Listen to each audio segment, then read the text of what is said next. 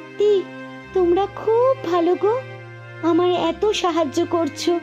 আসলে বিপদের দিনে কাউকে পাশে পাওয়া যায় না, তোমরা পাশে দাঁড়িয়ে আছো, এটাই আমার কাছে অনেক।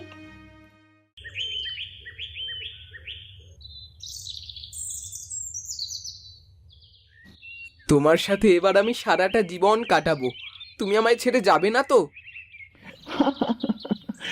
না না, কখনো না। আমিও তো সারাটা জীবন তোমার সাথে কাটাবো। গাছের নিচে বসে কথা বলছিল গুড্ডু এবং মন্টি। হঠাৎই তাদের সামনে আসে শিকারী শেয়াল। দুদিন ধরে কিছু খাইনি, আজকে একেবারে জোড়া শিকার পেয়েছি। আজকে ভোজনটা ভালোই হবে। পালা রে পালা, না হলে এই শিয়ালের পেটে যেতে হবে। ছোট ছোট সবাই ছোট, পালিয়ে যা সব।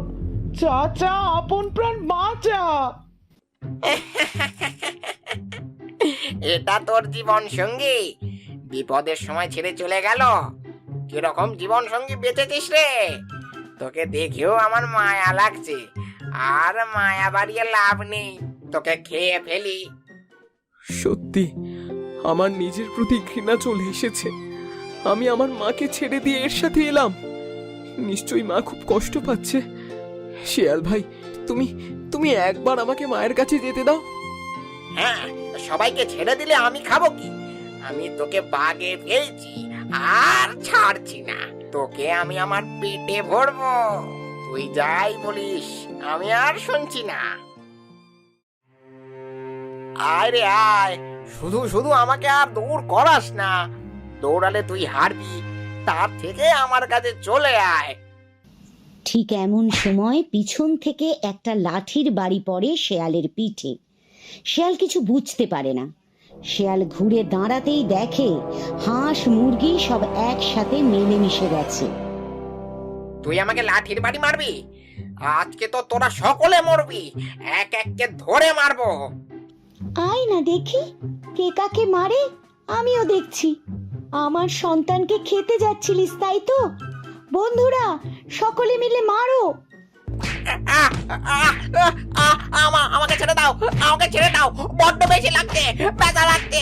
আমাকে ছেড়ে দাও, আমাকে ছেড়ে দাও, ক্ষমা করে দাও, ক্ষমা করে দাও। আমার ডিমগুলো খাবার সময় মনে ছিল না? আমার একটা ছানাকে ধরে নিয়ে গিয়েছিলিস, সেটা মনে নেই? আবার এই ছানাটার পেছনে পড়েছিস। আজকে আর তোর নিস্তার নেই। বদমাস শেয়াল যা হোক তা হোক করে সেখান থেকে বেরিয়ে ছুট দেয়, আর কোথাও থামে না।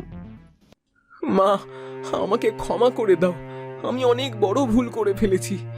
যে আমাকে জন্ম দিয়েছে, আমি তাকে ছেড়ে চলে আসছিলাম। আমায় আমায় ক্ষমা করে দাও মা। শোন গুড্ডু, আমরা যা করি তোদের ভালোর জন্যই করি বাবা। তোরা বড় হয়েছিস, তোদের রাগ অভিমান হতেই পারে, তবে মায়েরা কখনো খারাপ চায় না রে। এগুলো একটু মাথায় রাখিস। রাগের মাথায় উল্টো পাল্টা সিদ্ধান্ত নিলে নিজেরই ক্ষতি বাবা। এখন এসব কথা থাক, চল তুই বাড়িতে চল, সবাই মিলে একসাথে বসে খাওয়া দাওয়া করব। এসব কথা ভুলে যা, আমি কিচ্ছু মনে করিনি, বুঝলি? চল বাড়িতে চল। আরে সাবাস, খাওয়া দাওয়া, চলো চলো চলো, তাড়াতাড়ি চলো। খাবারের নাম শুনলেই আমার জিভ থেকে পানি পড়তে থাকে।